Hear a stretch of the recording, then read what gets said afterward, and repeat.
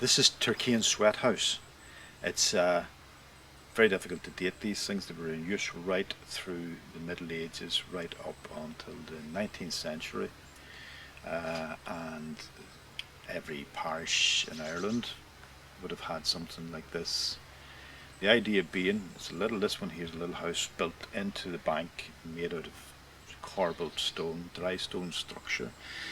And then they have piled earth, clay and soil over the top of the whole thing, and left a little chimney on the top, a little hole for the smoke to escape. What they used to do was they would light a fire, turf or charcoal fire.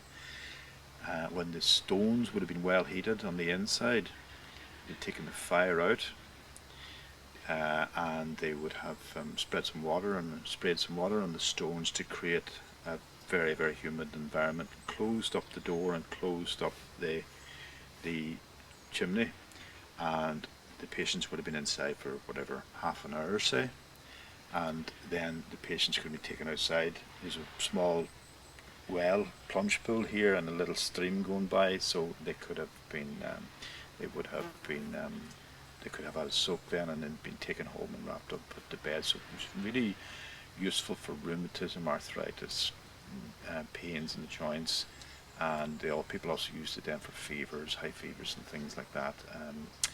Very hard to date, and there's a mention in Germany of these being called Irish baths, so which leads people to think that it may have been the Irish missionary monks in the Middle Ages who brought the idea to Germany. So possibly there's a date in the early Middle Ages, in the Dark Ages, for these monuments, sweat house monuments.